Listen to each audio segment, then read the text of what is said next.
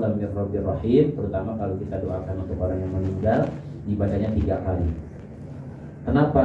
Itu ucapan malaikat, bukan ucapan sembarangan. Ucapan ini ditujukan kepada hamba Allah yang memang pantas masuk ke dalam surga. Maka dengan wasilah ayat yang kita baca 3 kali, kita berdoa memohon kepada Allah saat lagi baca tadi, semoga almarhum Bapak Haji Bayi Ismail pun mendapatkan salam yang sama dari malaikat. Artinya apa? Kita berdoa semoga almarhum masuk surga. Begitupun bapak-bapak hadirin semua, ketika membaca salam di ayat yang lain, salamun alaikum tibtum, salam sejahtera buat kamu wahai calon penghuni surga. Itu malaikat yang ngucapin. Semoga almarhum Bapak Ismail pun diucapin salam yang seperti itu oleh malaikatnya Allah. Dan kita semua nanti insya Allah pun demikian. Maka ketika kita baca Al-Quran, apa-apa yang relate dengan kita tuh, maka betul-betul kita resapi sehingga kita ngajinya menjadi asyik, ngajinya menjadi enak gitu. Karena apa? Karena ayat yang kita baca kita resapi betul-betul. Bapak Ibu hadirin yang dirahmati Allah Subhanahu wa taala.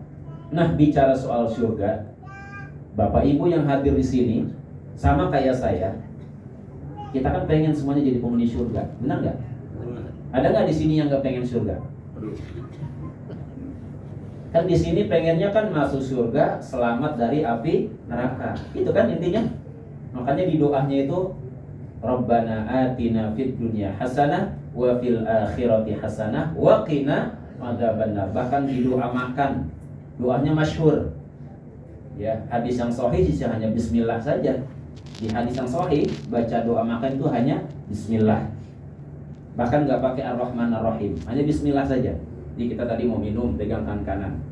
Kalau dari Rasulullah SAW, kemudian dapat dari Habib Umar, ya, bin Hafiz dari Yaman, dari Tarim Hadramaut, itu pas minum kita ambil nih, duduk ya. Ini saya nyobanya biar kelihatan makanya berdiri. Padahal kalau minum sunnahnya duduk. Tapi pas minum, bismillah sekali, alhamdulillah. Bismillah, minum lagi, alhamdulillah. Bismillah, minum lagi, alhamdulillah. Dibikin 3 teguk sekali kita minum. Bismillah, minum, selesai, alhamdulillah. Begitu 3 kali. Jadi minumnya jangan kayak yang di iklan TV itu, yang blok gitu. Jangan, itu nggak benar itu minumnya begitu. Ya, jadi sampai 3 kali tegukan minumnya. Dibaca awalnya Bismillah, setelahnya alhamdulillah. Nggak pakai Robbil Alamin, Bismillah dan alhamdulillah. Tapi kemudian yang masyhur, ada hadis yang lain, itu bacanya Allahumma barik lana fima razaqtana wa qina adzabannar. Apa itu artinya? Allahumma barik lana, ya Allah berkahilah kami. Fima razaqtana, dengan apa-apa semua yang Engkau rizkikan kepada kami. Kesehatan, nama, keturunan, orang tua, keluarga, jabatan, kedudukan, gelar akademik, apa semua yang kita miliki, semuanya minta diberkahi. Wa qina adzabannar, dan dengan semua nikmat rezeki tersebut kita minta sama Allah wa qina adzabannar, bisa mengantarkan kita ke surga dan menyelamatkan kita dari api neraka. Makanya lagi makan tadi kita dinasihat itu dengan doa. Makanya makannya jangan main-main. Ntar kita praktekin makan habis ini ya. Nah, bacanya bismillah boleh, baca Allahumma barik lana juga boleh. Sama-sama dari hadis Rasulullah Shallallahu Alaihi Wasallam. Yang nggak benar itu kalau makannya nggak baca doa, makannya tangan kiri, minumnya tangan kiri, itu yang nggak benar. Karena dalam Islam semua pekerjaan yang kita lakukan kalau diawali dengan bismillah jadi pahala. Kita datang kemari dari rumah nih, baca bismillah, tawakkaltu 'ala Allah, la haula wala quwwata illa billah, dapat pahala. Ini bahkan nih kalau kata guru nih, hadir ke satu tempat yang kayak begini, ini pahalanya bisa double-double nih. Bahkan bisa triple. Bahkan mungkin bisa kelipatan 4, 5 dan seterusnya, tergantung niat dari kita. Coba kita rinci. Pahala memenuhi undangan ketika diundang. Itu 1 dari 6 kewajiban hakul muslim 'alal muslim. Pak Ishak mengundang, Assalamualaikum Pak Ustadz, mohon hadir hari Ahad jam 10. Siap hadir, insya Allah Allah mudahkan. Maka ketika kita hadir, ketika diundang, itu satu dari 6 kewajiban dari satu muslim ke sesama muslim, berpahala. Yang kedua, silaturahim. Pahala nggak? Pahala dijanjikan sama hadis Rasulullah. Barang siapa yang bersilaturahim, apa pahalanya? Keberkahannya, dipanjangkan umur, diluaskan rezeki. Mudah-mudahan kita dapat semuanya. Ada lagi nggak yang ketiga? Apa kira-kira pahala yang ketiga? Saya mau kemari, mau ketemu sama siapa, menyambung tali silaturahim dan seterusnya. Atau kemudian mau hadir karena kalau di rumah jam 10 kira-kira Pak RT kalau jam-jam segini kira-kira kita pada ngapain rata-rata? Nungguin zuhur nggak? Nggak bakalan. Belum tentu nungguin zuhur. Ada yang jam 10 nungguin zuhur. Zuhur datang juga bablas paling. Ya. Lagi itikaf di mana? Tapi itikafnya nggak di dalam masjid, di samping masjid, alias Empang, Komplek Timah. Iya. Maka ketika datang kemari, niat mau berzikir, kan di dalamnya ada zikir, di dalamnya ada tausiah. Saya mau mendengarkan. Maka hadir kemari niatnya untuk hadir ke majelis ilmu, hadir ke majelis zikir. Dapat pahala nggak? Sekali datang pahala paling tidak 3 udah kita dapatkan. Alhamdulillah tuh. Semakin banyak kita niatkan, maka pahalanya jadi besar nih. Makanya ada pahala yang lain. Dalam hadis dijelaskan kita disuruh memperbanyak mengingat kematian. Maka ketika hadir datang ke majelis di mana diperingati wafatnya seseorang, kita datang entah tahlilan orang meninggal atau haul ya atau yang lain-lain, maka itu pun kita dapat pahala dari aktivitas kegiatan mengingat kematian. Udah 4 tuh. Bisa 5, bisa 6, tergantung niat kita masing-masing. Maka usikum nafsi bi taqwallah, semoga yang hadir di sini dapat pahalanya berlipat-lipat ganda dari Allah Subhanahu wa taala. Termasuk Sahibul Bait, mengundang orang, menyediakan makanan, maka barang siapa yang beriman kepada Allah, maka hormatilah tamu, maka hargailah tamu, muliakanlah tamu, dapat pahala lagi beliau. Kita yang menikmati makanan yang disediakan dapat pahala juga. Tapi kita niatkan semua kebaikan-kebaikan ini untuk almarhum Bapak Haji Wa Ismail. Amin ya rabbal alamin. Bicara soal surga dan neraka, hari ini kita yang hadir insya Allah pengennya semuanya pengen masuk surga. Sepakat nggak nih? Pengen masuk surga, pengen selamat dari api neraka. Tapi Bapak Ibu perhatikan, surga itu tempat yang sangat suci, nggak bisa dimasuki oleh orang yang nggak suci. Kalau kita hari ini merasa banyak dosa, merasa banyak kekhilafan dan kelalaian, apa yang harus kita lakukan?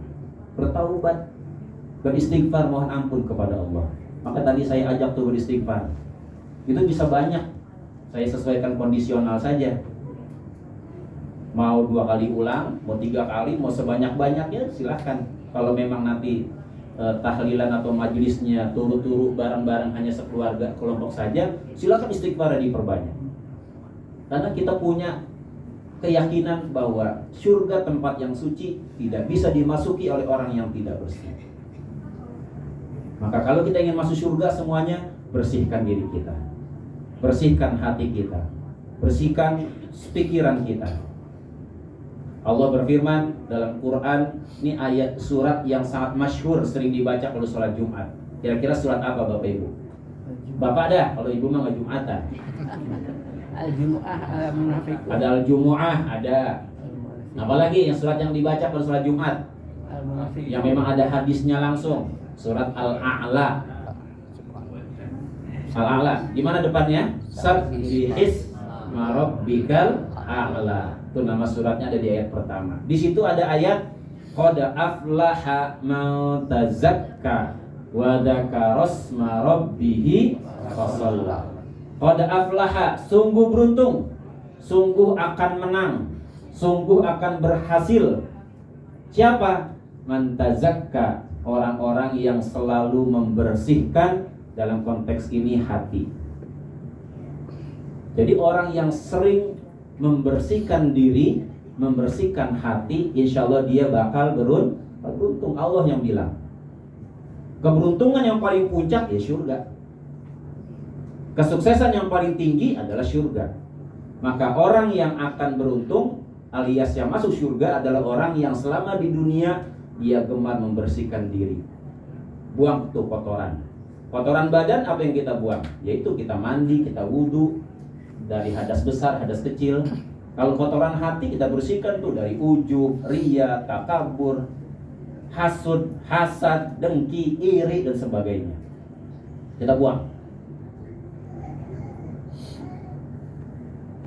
Di ayat yang lain Allah jelaskan dalam surat Al-Baqarah, innallaha yuhibbut tawwabina wa yuhibbul mutatahhirin. Sesungguhnya Allah yuhibbut tawwabina, menyukai orang-orang yang suka kembali kepada Allah alias bertaubat. Bapak Ibu, di sini ada nggak orang yang kagak berdosa? Ini dari dalam nih sampai luar halaman, ada nggak di sini yang kagak berdosa? Angkat tangan. Termasuk yang lagi ngomong. Kita semuanya berdosa, malah dibilang paling banyak bisa jadi. Ya kita nyuruh kebaikan, kalau kebaikan kita nggak kerjain, nggak ibna binafsi namanya. Ayo sholat jemaah, dan kitanya enggak. Ayo berderma, ustaznya enggak, pelit. Ada nggak yang begitu? Bisa jadi. Bisa jadi. Emang itu fitnah akhir zaman. Bisa hanya menyuruh saja, tidak melakukan buat dirinya sendiri. Allah bilang melalui lisan Rasulullah SAW, al-insan mahalul khata' wa nisyan. Manusia itu nih kayak kita di tempatnya salah, khilaf, lalai, lupa, senang banget melanggar. Bahkan kadang-kadang ada kalimat peraturan itu dibuat untuk dilanggar, gitu ngomongnya. Dilanggar bagi masjid. Dilanggar. Ya, kalau bayangan orang Betawi begitu tuh ya.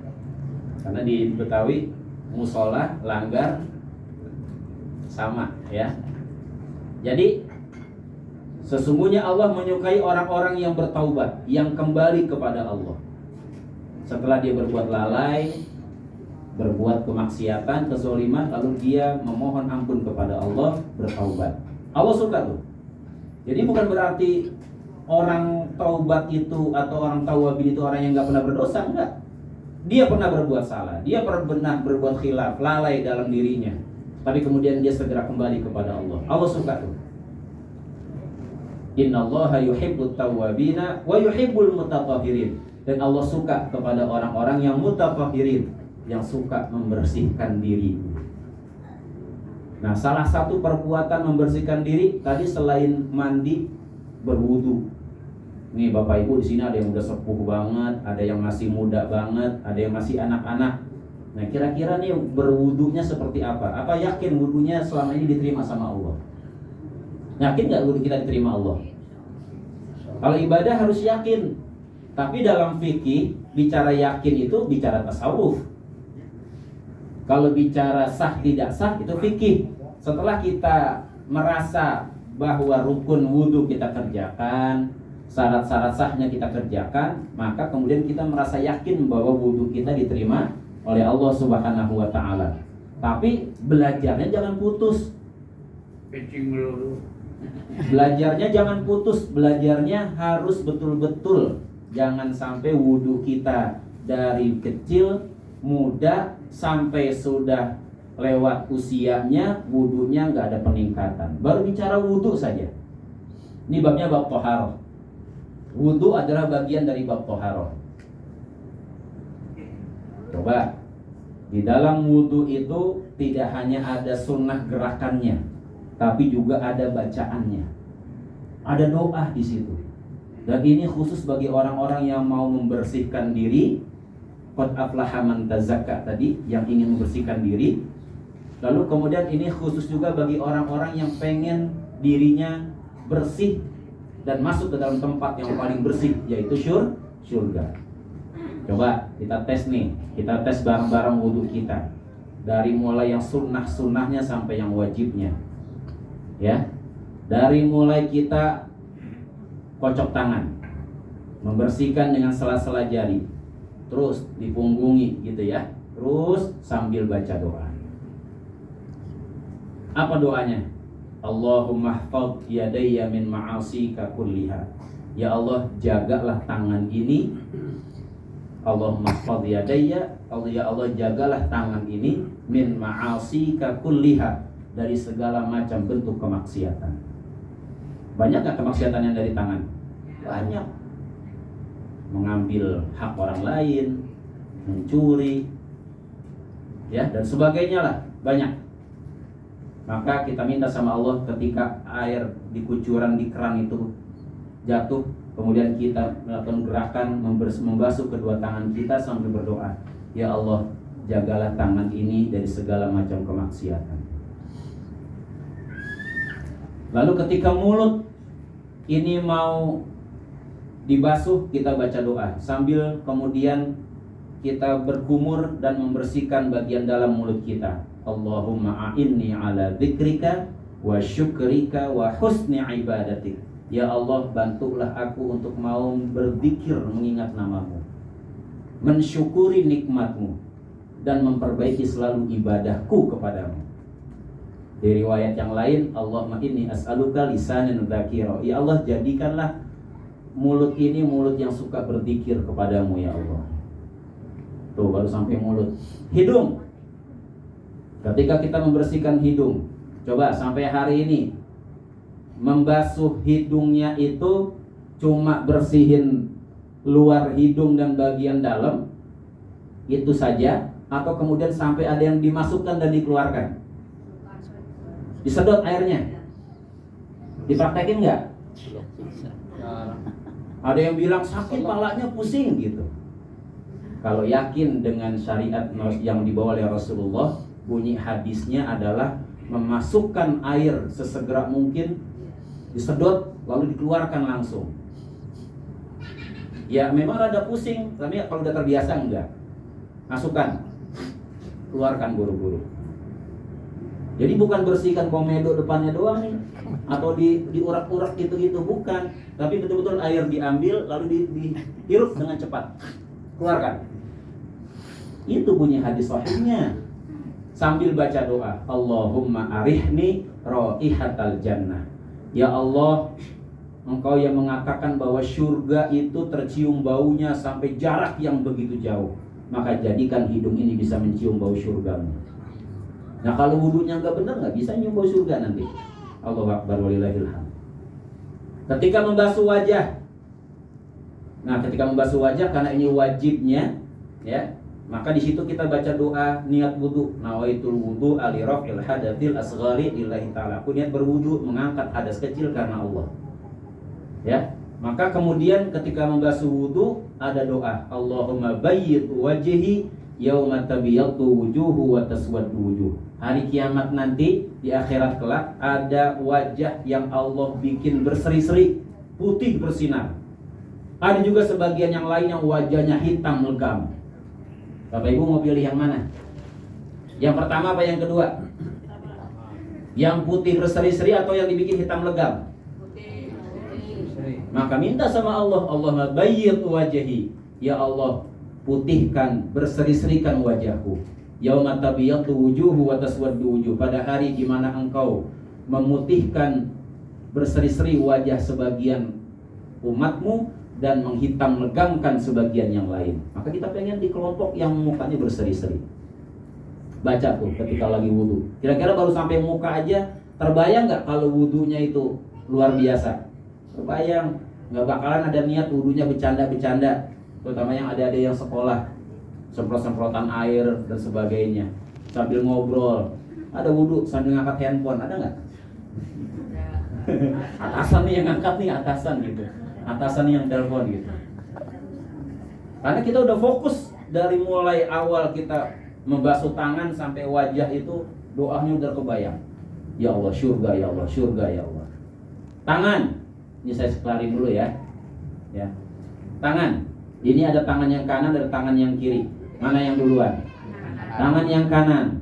Ketika tangan kanan ini dibasuh dari mulai ujung jari sampai dengan siku, lebihin dikit 3 jari gitu, ya sunahnya. Makanya hati-hati, terutama ibu-ibu yang pakai baju ininya sempit. Kadang-kadang wudu saya pernah lihat sampai segini doang nih, karena nggak bisa dia.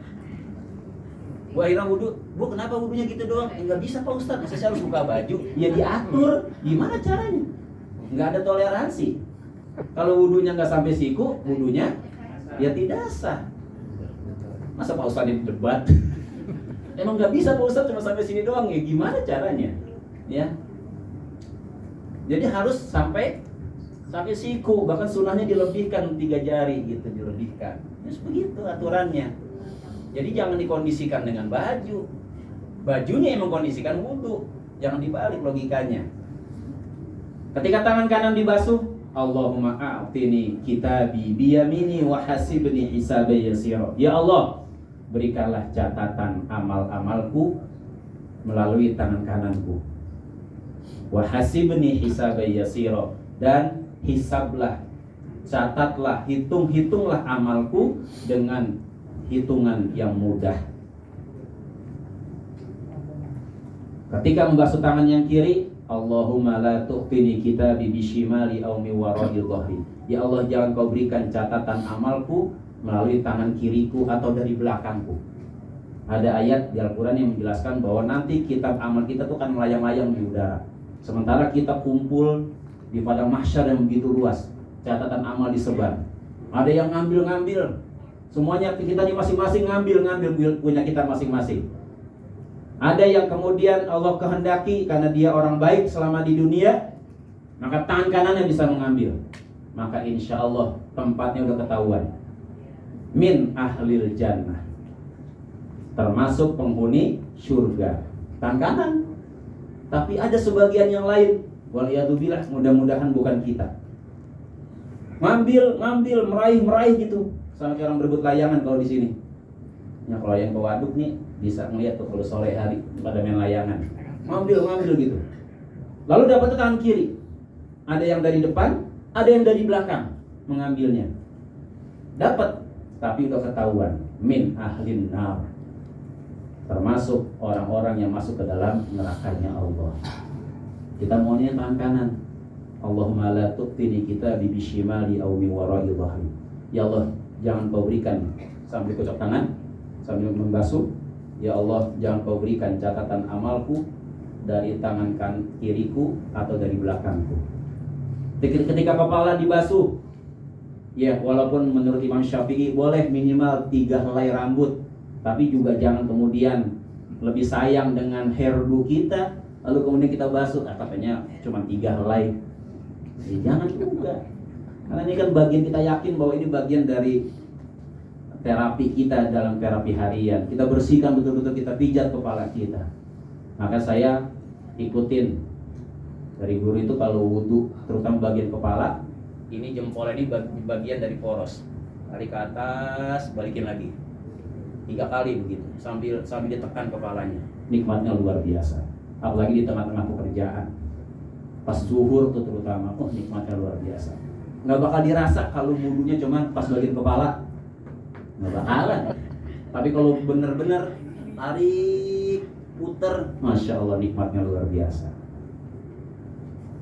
Sambil baca doa, apa doanya? Allahumma harrim ra'si wa sya'ri ala nari jahannam, atau min nari jahannam. Ya Allah, haramkan kepalaku, kulit kepalaku, rambutku dari jilatan api neraka. Ketika telinga dibasuh, basuh telinga sambil diputar, sambil dijewer nih, dibersihkan. Yang bagian dalam, yang bagian luar, sambil baca doa. Apa doanya? Allahumma ja'alni minal ladzina yastami'una al-qawla fayattabi'una ahsanah. Ya Allah, jadikanlah aku orang-orang yang ketika mendengarkan nasihat mau mengikuti nasihat tersebut. Kan ada kalau di bahasa kita sehari-hari, kamu kalau dibilangin sama mama, sama bapak, masuk kuping kanan, terus kalimatnya keluar kuping kiri gitu. Artinya apa tuh? Nggak mau dengar, nggak masuk meresap ke dalam hati. Maka kita pengen ketika kita ini termasuk orang-orang yang ketika dapat nasihat, dapat pelajaran, dapat masukan dari mana-mana, selama itu baik, selama itu mengarahkan kita kepada ridho Allah, maka langsung kemudian meresap ke dalam hati. Dari hati itu menggerakkan kita untuk berbuat kebaikan. Allahumma ja'alni minal ladzina yastami'una al-qawla fayattabi'una ahsanah. Dari telinga kemudian sambil kita basuh leher, Saya dari guru diajarkan ada membasuh leher. Ketika membasuh leher itu ada ayat di Al-Quran, nanti di hari kiamat ada orang-orang yang dibelenggu kayak borgol gitu. Ada borgol tangan, ada borgol kaki, kayak di penjara-penjara zaman company dulu ya, yang di film-film ada borgol tangan, ada borgol kaki, ada borgol leher. Tapi ini karena di neraka, ini dari api neraka, besi panas. Maka doanya Allahumma, ya, doanya ini Allahumma fukka raqabati minan nar wa na'udzu bika minas salasili wal aghlal. Ya Allah, bebaskan leherku ini dari belenggu borgol api neraka. Dan yang terakhir pas kaki, ini paling penting penentuan apakah kita lolos sampai ke surga atau tidak. Ihdinas siratal mustaqim. Ada yang namanya kita akan menjembat yang namanya siratal mustaqim. Kita minta sama Allah pas kaki lagi dibersihkan. Mohon maaf, di sela-sela jarinya, hadis Rasulullah, jarinya tangan itu menyela-nyela jari kaki gitu. Jadi bukan begini-begini doang di keran. Di hadis sahihnya itu Nabi itu menyela-nyela jarinya, digituin. Ini mah kaki digini-gini doang di bawah keran dia gituan. Bener nggak? Orang hadisnya Rasulullah nyontohin pakai jari tangan di sela-sela, begini-begini doang. Ya. Tapi kemudian ada doanya. Apa doanya? Allahumma tsabbit qadami 'alas sirat. Ya Allah, kokohkan kakiku saat menjembat siratal mustaqim. Mudah-mudahan dari pelajaran berwudu ini, dari doanya minta tolong diselamatkan tangan ini dari apa? Dari kemaksiatan sampai menjembat siratal mustaqim dikokohkan. Ini kan mencerminkan keseluruhan rangkaian kehidupan yang dari wudu saja bisa membawa kita kepada surganya Allah Subhanahu wa ta'ala. Pas terakhir selesai menghadap ke arah kiblat. Dikiblatkan ke sini ya. Nah, habis wudu baca doa nggak kira-kira? Baca doa. Apa doanya? Hafal nggak kira-kira? Asyhadu an la ilaha illallah wahdahu la syarikalah wa asyhadu anna Muhammadan abduhu wa rasuluh. Allahumma ja'alni minat tawabina wa ja'alni minal mutatahhirin wa ja'alni min ibadikas sholihin. Doanya tuh kita baca syahadat, kita teguhkan lagi keimanan kita. Alhamdulillah. Aku bersaksi bahwa tidak Tuhan selain Allah, yang keesaannya tidak sekutu baginya. Aku bersaksi bahwa Nabi Muhammad adalah utusan Allah. Allahumma ja'alni minat tawabina wa ja'alni minal mutatahhirin. Ya Allah, jadikanlah aku termasuk orang yang tawabin tadi, yang bertaubat, yang membersihkan diri. Dan jadikanlah aku termasuk orang yang mau menjaga kesucian dan kebersihan. Wa ja'alni min ibadikas sholihin, dan jadikanlah aku termasuk orang yang saleh. Orang saleh itu bukan semata-mata baik, tapi selalu mau memperbaiki diri dan berbuat kebaikan. Jadi beda dengan thayyib. Ini bukan bang thayyib, beda lagi ya. Emang nggak pulang-pulang buat lebaran. Kalau ini soleh, maknanya soleh itu, Pak, supaya kita paham sama-sama pulang dari sini menjadi orang yang soleh, minas solihin. Orang soleh itu dia baik, tapi ada kaitan dengan khairun nas anfa'uhum linnas. Sebaik-baik manusia adalah yang paling bermanfaat kepada orang lain. Kemanfaatannya banyak buat orang lain. Maka orang yang soleh, selain dia baik untuk dirinya, terus memperbaiki dirinya, tapi dia juga menebar kebaikan untuk di luar dirinya. Nah, mudah-mudahan kita yang hadir di sini meneladani almarhum yang usianya cukup dipanjangkan oleh Allah Subhanahu wa ta'ala. Mudah-mudahan kita hidup menjadi orang yang baik, menjadi orang yang terus beristighfar, bertaubat kepada Allah, dan gemar membersihkan diri, membersihkan hati, yang insya Allah kesemuanya itu bisa membawa kita ke tempat yang paling suci, yang paling bersih, yaitu surganya Allah Subhanahu wa ta'ala. Al-Fatihah. A'udzu billahi minasyaitonir rajim. Bismillahirrahmanirrahim. Alhamdulillahi rabbil alamin, arrahmanir rahim, maliki yaumiddin. Iyyaka na'budu wa iyyaka nasta'in. Ihdinas siratal mustaqim. Siratal ladzina an'amta 'alaihim ghairil maghdubi 'alaihim waladdallin. Allahumma